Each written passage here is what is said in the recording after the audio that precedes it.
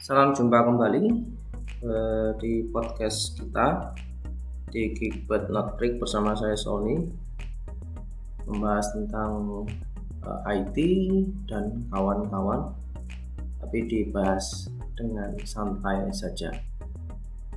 Baik, kita kali ini akan bahas tentang topik yang cukup menarik di dunia sistem informasi, yakni tentang enterprise system ya, dan juga manajemen information system dan decision support system. Seperti yang kita tahu, bahwasanya sistem informasi diharapkan mampu menjawab tantangan bisnis ya dengan skala enterprise, dengan skala perusahaan yang besar. Di dalamnya kita memiliki tools yang bisa digunakan untuk membantu pengambilan keputusan.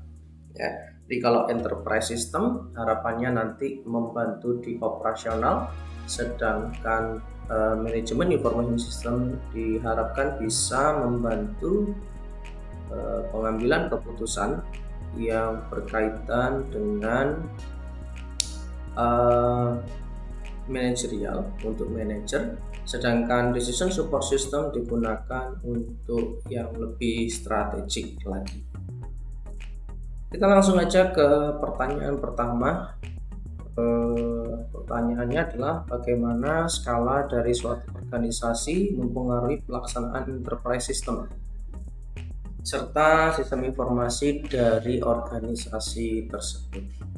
Oke, saya ambil satu pertanyaan dulu, mulai dari skala organisasi mempengaruhi pelaksanaan dari enterprise system. Jadi semakin besar sebuah organisasi, semakin besar skalanya, maka enterprise system yang akan dibuat juga semakin kompleks. Semakin banyak komponen-komponen, semakin banyak departemen-departemen yang terkait, pihak-pihak yang terkait, maka enterprise systemnya juga akan lebih kompleks lagi. Dan sebaliknya, kalau sebuah organisasi itu masih kecil, mungkin saja enterprise systemnya tidak terlalu complicated, ya, hanya sekedar untuk pencatatan, ya, misalkan organisasi UMKM, ya, barangkali hanya membutuhkan pencatatan akuntansi sederhana. Kemudian bagaimana dengan sistem informasinya? Mempengaruhi, ya.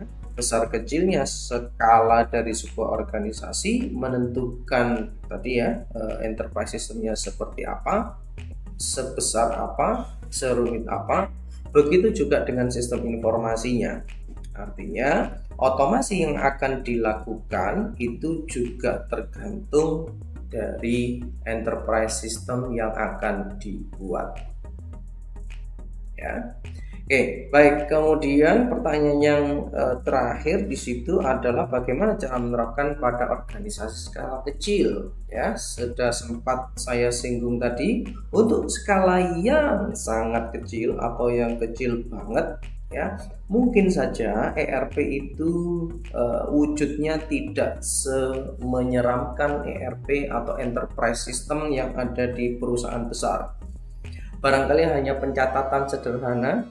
Barangkali dengan menggunakan apps yang ada di misalkan di mobile apps gitu ya, itu sudah banyak sekali contoh software ya yang bisa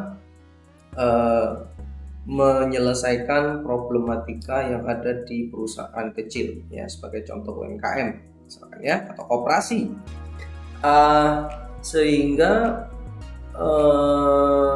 tidak perlu banyak problem yang diselesaikan gitu ya, dan juga barangkali tidak banyak yang dikomputasi, tidak terlalu banyak yang akan dilakukan otomasi. Oke, sehingga Anda bisa menyelesaikan permasalahan dengan bermodalkan aplikasi-aplikasi sederhana, dan itu pun bisa kita dapatkan secara gratis.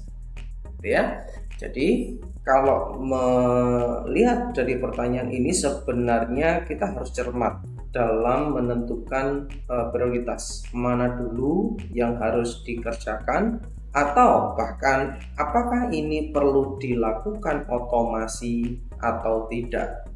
Bisa jadi otomasinya bisa membuat sebuah pekerjaan lebih ribet, ya. Alangkah lebih baik jika ini tetap manual, sedangkan yang lain bisa otomatis, gitu ya. Jadi sistem informasi tidak boleh dipaksakan. Jangan sampai sistem informasi atau enterprise sistemnya justru menghambat operasional sehari-hari. Oke, semoga menjawab. Lanjut ke pertanyaan berikutnya, apa peran manusia akan benar-benar hilang dengan kemajuan teknologi dalam bidang-bidang tersebut? Contoh misalkan sistem enterprise, manajemen, dan pendukung keputusan. Apakah dengan sistem-sistem tersebut akan menggeser peran manusia? Nah, ini pertanyaan yang bagus sekali. Artinya hampir sama dengan pertanyaan-pertanyaan yang umum, apakah otomasi, apakah robot, ya, apakah teknologi itu akan menggeser manusia, gitu ya, peran manusia akan bergeser. Baik, saya akan jawab dengan sebuah contoh kasus, gitu ya, yang barangkali sudah terjadi, ya. Misalkan beberapa tahun yang lalu, ya, itu ada sebuah kebijakan bahwasanya kalau kita masuk ke jalan tol, gitu ya, kita wajib menggunakan electronic money atau uang elektronik. Kemudian di palang pintunya kita cukup melakukan tapping atau mendekatkan kartunya. Kemudian secara otomatis saldonya akan dikurangi dan otomatis palang pintu akan terbuka, gitu ya. Sehingga bisa jadi ini bisa menggantikan peran operator yang ada di palang pintu tersebut, gitu ya. Nah, harapannya lebih efisien karena mengurangi kesalahan, ya, dan juga sebenarnya otomasi yang dilakukan itu membantu supaya tidak terjadi kesalahan. Atau makanya gini, kalau pekerjaan itu dikerjakan oleh tenaga manusia, maka bisa jadi manusianya bisa capek, gitu ya, manusianya bisa salah, ya. Dengan adanya komputerisasi diharapkan kesalahan-kesalahan itu bisa diminimalisir, ya. Bukan berarti tidak mungkin ada kesalahan, tapi bisa meminimalisir kesalahan. Oke. Nah, sehingga secara operasional, ya, peran manusia atau peran orang dalam menjaga palang pintu itu mungkin sudah tidak digunakan lagi, ya. Maka apa yang terjadi, seharusnya yang memiliki, gitu ya, misalkan jasa marga, gitu ya, mungkin bisa mengalihkan, ya, pekerjaan-pekerjaan itu menjadi pekerjaan-pekerjaan lain yang masih membutuhkan manusia dalam pengerjaannya, sehingga tenaga-tenaga kerja yang awalnya harus melakukan harus menjaga palang pintu barangkali dialihkan ke pekerjaan yang lain, ya. Begitu juga dengan pekerjaan-pekerjaan di sisi manajemen dan pendukung keputusan. Sebenarnya peran dari sistem informasi adalah membantu, ya. Jadi kata kuncinya adalah membantu untuk mempercepat, ya, atau membantu menyajikan sebuah informasi yang lebih valid sehingga keputusan yang diambil lebih efektif, lebih bagus ketimbang kita melakukannya secara manual. Data-data yang kita ambil untuk mengambil keputusan kita ambil manual, maka di sini sebenarnya akan dibantu secara otomatis, gitu ya. Sehingga kalau di level manajemen maupun pengambilan keputusan sepertinya tidak banyak peran manusia yang akan digeser, gitu ya. Hanya masalah kecepatannya saja, sehingga sekali lagi pekerjaan-pekerjaan lain bisa ditingkatkan. Seumpama dalam sebuah perusahaan mengerjakan kegiatan ABC, gitu ya. Dan pekerjaan ABC itu sekarang sudah digantikan oleh mesin, digantikan oleh komputer, sehingga pekerjaan ABC bisa dialihkan ke sistem atau dilakukan secara otomatis. Maka sebenarnya perusahaan bisa memunculkan sebuah kegiatan baru yang bisa mendukung ya kesuksesan dari perusahaan. Misalkan pekerjaan DEF. Ya, sehingga dengan adanya pekerjaan baru DEF, maka pekerja tidak perlu lagi dirumahkan, gitu ya, dan perusahaan bisa lebih cepat lagi, ya, bisa lebih baik lagi karena ada pekerjaan baru yang bisa diselesaikan. Terima kasih, pertanyaan bagus. Kita lanjutkan dengan pertanyaan berikutnya, masih bersama saya di GBNF but not free. Lanjut dengan pertanyaan ketiga, dengan perubahan atau berubahnya model marketing yang awalnya tradisional menjadi kompleks, ya, digunakannya media sosial serta penggunaan social CRM. Pertanyaannya adalah apakah pelanggan diuntungkan atau dirugikan? Nah, ini pertanyaan bagus juga. Bagi saya pribadi, penggunaan media sosial atau penggunaan social CRM itu harapannya memang menguntungkan pelanggan, ya, menguntungkan pelanggan dan juga sebenarnya menguntungkan bagi penjual atau pihak produsen atau siapapun stakeholdernya. Jadi kehadiran dari CRM seharusnya bisa menguntungkan semua pihak, ya, itu desainnya. Sehingga kalau CRM itu justru malah merugikan pihak-pihak, ya, maka sebaiknya CRM yang seperti itu atau model bisnis seperti itu sebaiknya dihindari, ya, karena akan merugikan. Kalau merugikan pasti ada keuntungan yang akan hilang. Nah, misalkan dengan CRM, pelanggan itu sangat diuntungkan dengan kemudahan, ya, dengan adanya marketing yang segmented atau sudah terfokus, gitu ya, sehingga kita tidak lagi dibanjiri dengan misalkan kampanye atau iklan-iklan yang tidak berhubungan dengan kita, tidak berhubungan dengan preferensi kita, itu akan sangat bagus, ya. Itu dan juga sekarang pelanggan lebih cenderung menggunakan atau memanfaatkan CRM yang sudah digital, ya, menggunakan sosial media dan lain sebagainya. Sehingga alangkah baiknya jika perusahaan pun menggunakan pendekatan semacam itu. Lanjut ke pertanyaan berikutnya. Terima kasih telah bertanya tentang CRM.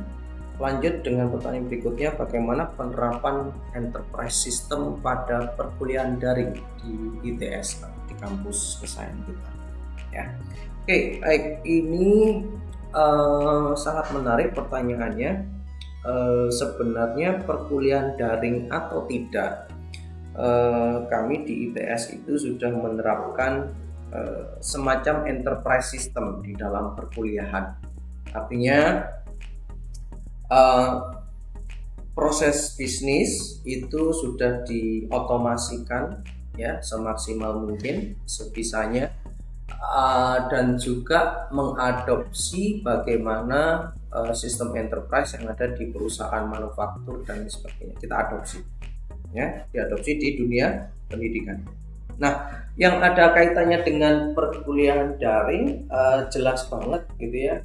Mulai dari awal sampai akhir, hampir semua proses bisnis yang ada di kampus kita ini sudah terotomasi. Sebagai contoh, kita bisa lihat di myits.ac.id, semua barang-barang yang ada di situ sudah digital, ya, mulai dari penerimaan mahasiswa baru, ya, Anda sudah menggunakan sistem digital. data-data dari penerimaan mahasiswa baru dari jalur apapun itu sudah terekam, tinggal melengkapi data-data yang belum ada. Ya, dan nantinya ke depan seharusnya Anda tidak perlu mengentry lagi data-data dasar Anda, karena sebaiknya data dasar tersebut sudah diambil dari sistem yang existing. Contoh, Anda biasanya memasukkan data terkait keluarga, kemudian data pribadi, tanggal lahir gitu ya. Nah, sebenarnya data-data tersebut itu sudah ada misal di Dispenduk Capil.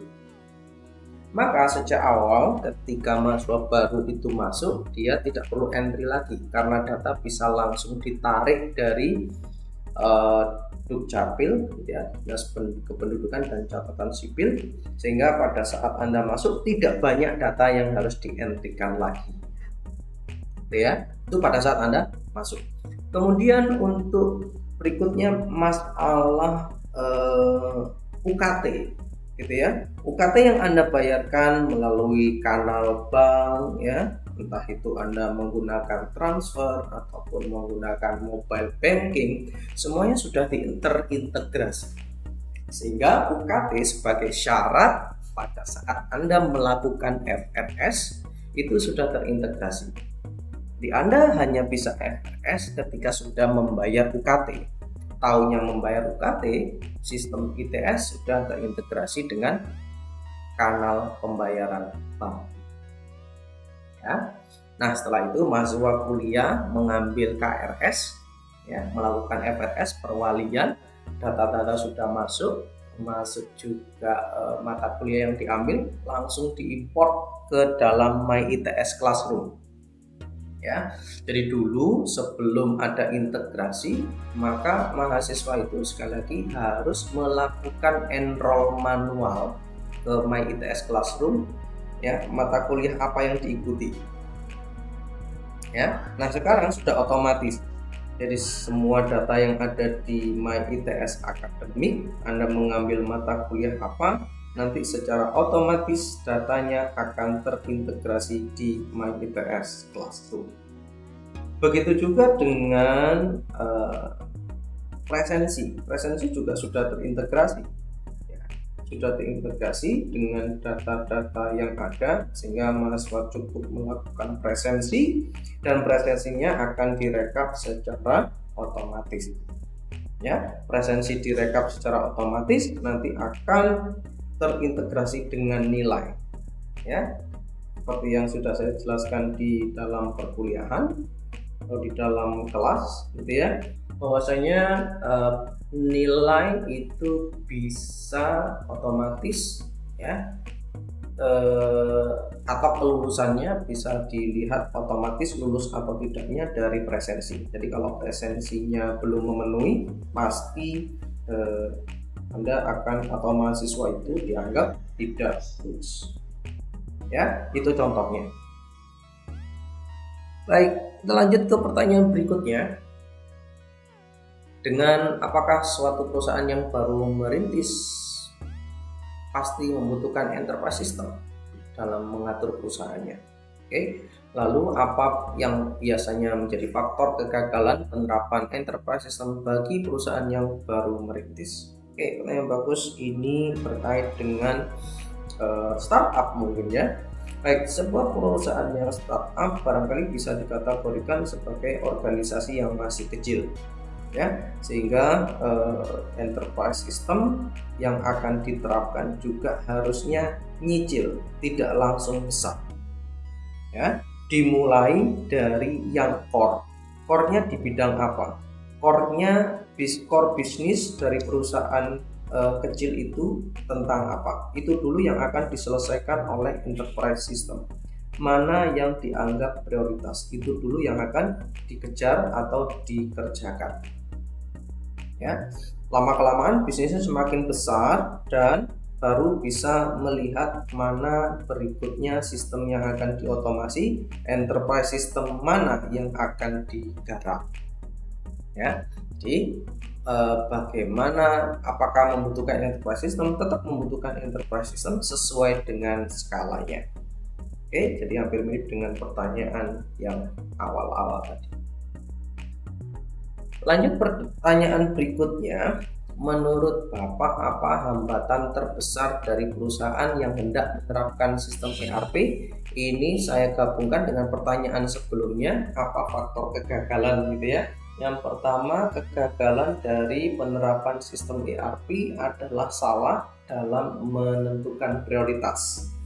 Ya, misalkan prioritasnya adalah membangun sistem A dulu, dia keliru atau perusahaan keliru mengembangkan sistem B. Ya. Jadi hambatan terbesar adalah juga faktor kegagalan adalah salah dalam menentukan prioritas. Kemudian hambatan berikutnya ketika mau mengerjakan ERP adalah misalkan ini perusahaannya sudah besar. Ya, tantangannya adalah ketika perusahaan sudah besar dan banyak yang ingin diintegrasikan, banyak yang ingin diotomasikan, maka pekerjaannya akan banyak sekali. Ya, ketika perusahaan belum bisa atau tidak mampu mengidentifikasi, ya jadinya ruwet. Ya, jadi perusahaan terlanjur besar dan belum ada satupun yang akan diotomasi. Itu adalah sesuatu yang akan sangat rumit. Tapi ini juga merupakan keuntungan. Ya, ini juga merupakan sebuah keuntungan. Karena apa? Bisa jadi perusahaan yang dulunya sudah sempat membuat sistem kecil-kecil itu juga sulit loh untuk melakukan integrasi.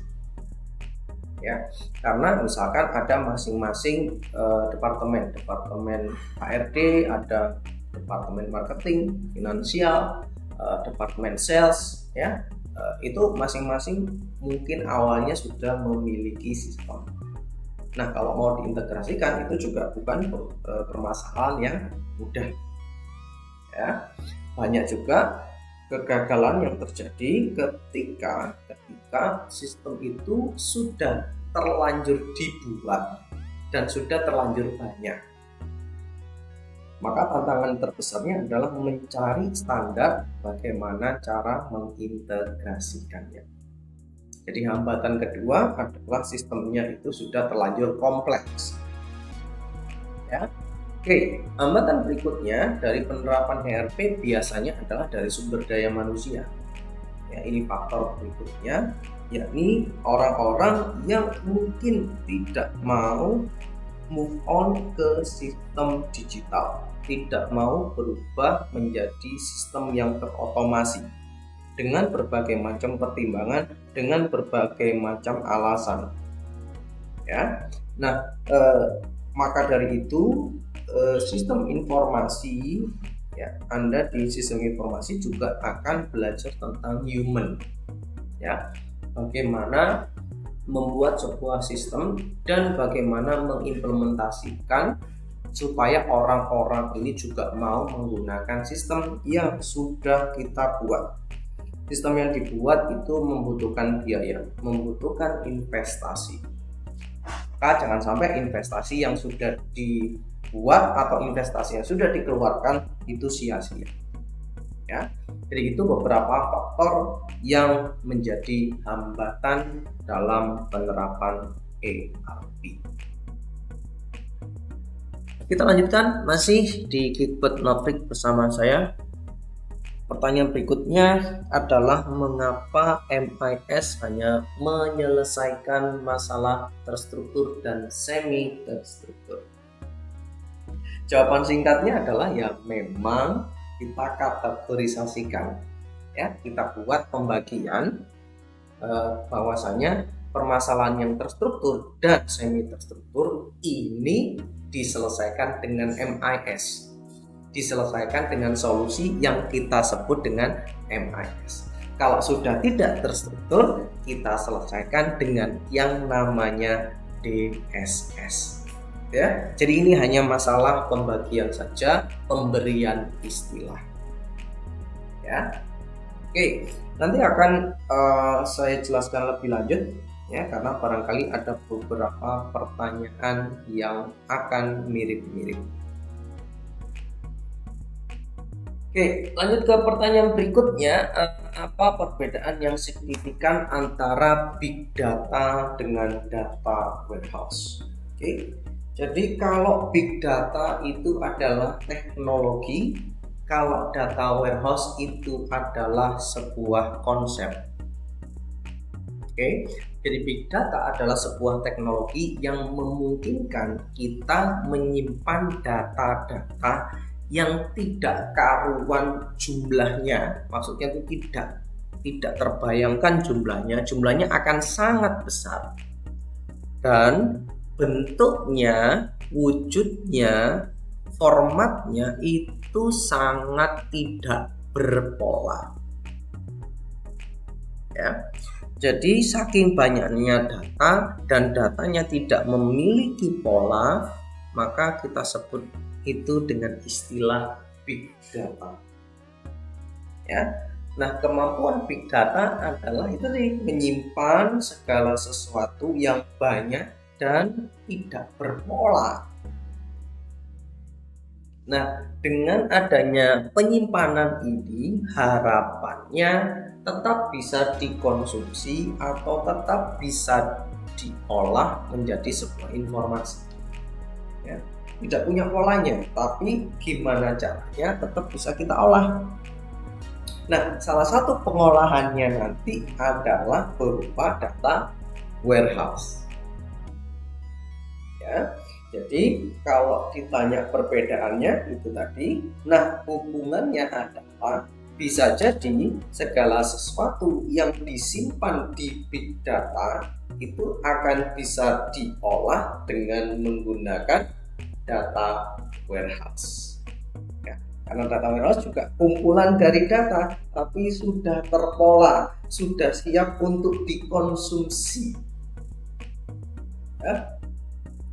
Baik, terima kasih atas pertanyaannya. Lanjut dengan pertanyaan berikutnya yang tadi kayaknya nyambung dengan pertanyaan MIS. Kenapa hanya bisa menyelesaikan permasalahan yang terstruktur, yang terstruktur dan semi terstruktur, ya. Pertanyaan berikutnya ini tentang beda yang mendasar antara keputusan terstruktur, semi terstruktur, dan tidak terstruktur. Oke, jangankan orang awam, ahli pun juga kadang bingung membedakan apakah informasi atau datanya ini terstruktur atau tidak, atau masuk ke kategori yang semi terstruktur. Saya kasih analogika sederhana. Permasalahan terstruktur itu adalah permasalahan yang sudah jelas caranya, sudah jelas pakemnya, sudah ada tata caranya, dan kita sudah terbiasa. Ambil contoh, Anda sudah terbiasa mengendarai motor, ya. Anda tahu cara mengendarai motor. Mengendarai motor itu ya tinggal masukkan kunci, kemudian masukkan ke on gitu ya. Kemudian kita starter lalu jalan. Oke, itu sudah terstruktur, sudah terbiasa kita melakukannya. Oke, lalu yang semi terstruktur itu seperti apa? Semi terstruktur itu adalah antara terstruktur dengan tidak terstruktur. Contoh, Anda sudah terbiasa menggunakan motor matic. Sekarang Anda akan menggunakan yang bukan matic. Anda sudah terbiasa mengendarai motor matic. Caranya seperti apa? Starter itu bagaimana? Ngegasnya bagaimana? Nah, sekarang Anda diminta untuk mengendarai motor yang tidak matic. Maka ini tidak biasanya, ya, tidak biasa kita lakukan, tapi masih ada kemiripannya, yaitu kita starter, tinggal kita gas, kemudian ada kita pindah gigi, gitu ya. Kita pindah gigi 1, gigi 2, gigi 3 sampai gigi 4 ataupun gigi 5 kalau memang ada. gitu ya. Nah, itu yang semi terstruktur, ya. Jadi kita sudah terbiasa menggunakan motor matic, gitu ya. Kita ganti dengan motor yang ada giginya, gitu ya. Nah, itu yang semi terstruktur. Yang tidak terstruktur seperti apa? Wah, ini malah jauh dari kebiasaan kita lagi. Kalau tadi kita pindah ke motor yang tidak matic, sekarang kita pindah ke motor yang roda 3 itu, motor yang roda 3 gitu ya. Nah, itu mengoperasikannya agak beda. Selama ini kita pakai standar untuk apa ya, ada jagangnya, dalam bahasa Jawa itu jagang, ada standnya supaya tidak jatuh. Sekarang kalau pakai roda 3 tidak pakai seperti itu, gitu ya. Juga kadang ada giginya, harus pakai gigi, dan yang berbeda lagi adalah dia bisa mundur, gitu ya, dan rodanya 3. Ini akan jauh berbeda. Ini sekedar contoh perbedaan antara terstruktur, semi terstruktur, dan tidak terstruktur. Ya, itu contohnya. Dan bagaimana penerapannya? Contoh misalkan ya, di dunia nyata, kalau di dalam sebuah perusahaan, ya, saya kasih perusahaan biasa saja, mau jualan gitu ya, kita harus membuat berapa barang setiap hari, kita harus bekerja berapa jam sehari, pekerja kita ya menggunakan mesin apa, itu adalah keputusan-keputusan yang terstruktur, ya. Lalu keputusan yang semi terstruktur itu apa? Contohnya kita mau pesen berapa nih dari distributor, ya, dari supplier, kita harus pesan berapa. Nah, itu kita harus melakukan perkiraan, ya. Tidak setiap hari kita melakukan itu, kita perkiraan nih, oh perkiraannya sekian, oh kita akan beli bahan-bahan sekian, ya. Itu yang semi terstruktur. Yang tidak terstruktur seperti apa? Contoh misalkan kita mau ini lebaran ini kayaknya permintaannya gede banget, ya. Ini tidak terstruktur, tidak ada polanya, ya. Berapa banyak barang yang kita harus beli? Nah, tidak tentu, apalagi pandemi, ya. Seperti itu contohnya. Atau lebih ekstrim lagi, ya, kita sudah terbiasa menjual produk A, ya, itu yang terstruktur ataupun semi terstruktur. Yang tidak terstruktur adalah kita akan bikin produk baru. Nah, ini tidak terstruktur lagi, kita belum pernah melakukannya, belum ada SOP-nya, kita buta sama sekali. Nah, ini yang dimaksud atau contoh sesuatu keputusan yang tidak terstruktur. Nah, ini harus diselesaikan dengan cara DSS, gitu ya. Oke, barangkali itu bisa menjawab beserta ilustrasi sederhananya. Oke, pertanyaan berikutnya adalah tentang pengambilan keputusan. Seharusnya keputusan itu dibuat dengan baik. Ya, pertanyaannya di sini adalah apakah sistem pembuat keputusan selalu memberikan keputusan yang terbaik? Ya, dan apakah kalau misalkan keputusannya salah atau tidak tepat, bagaimana cara mengatasinya? Oke, good pertanyaannya. Nah, kita lihat dulu sistem informasi, ya, itu yang dia lakukan adalah melakukan optimasi, ya, melakukan optimasi untuk pengambilan keputusan, ya. Kita berbasiskan komputasi, kita berbasiskan logika. Yang namanya logika adalah kita berusaha semaksimal mungkin supaya hasilnya optimal secara logika, ya. Nah, sehingga bisa saja logika yang kita buat itu berdampak kepada keputusan yang salah. Nah, mungkin saja ada kondisi lain, kondisi yang abnormal, sehingga logika yang kita buat, keputusan berbasiskan logika yang kita buat itu tidak sesuai dengan keinginan atau tidak sesuai dengan realita. Mungkin saja itu terjadi. Nah, terus ngapain kita sulit-sulit membuat sebuah keputusan yang berbasiskan sistem informasi? Nah, pertanyaannya kan seperti itu. Nah, kita lihat kalau seumpama keputusan itu tidak menggunakan sistem informasi atau tidak berbasiskan DSS, hasilnya pasti tidak optimal. Ya.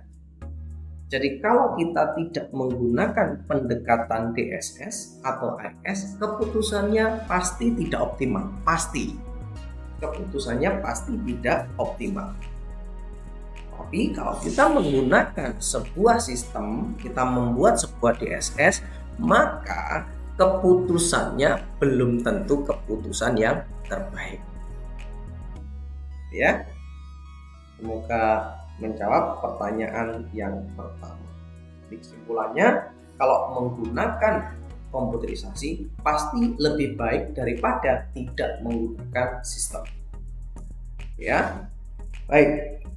Pertanyaan kedua adalah, semisal keputusannya salah, apa yang harus dilakukan atau bagaimana cara mengatasinya? Ya sudah, karena keputusannya salah, maka perusahaan itu harus punya backup plan. Ya. Jadi setiap keputusan harus memiliki backup plan, dan sebelum mengambil keputusan kita harus tahu risiko-risiko yang akan kita hadapi.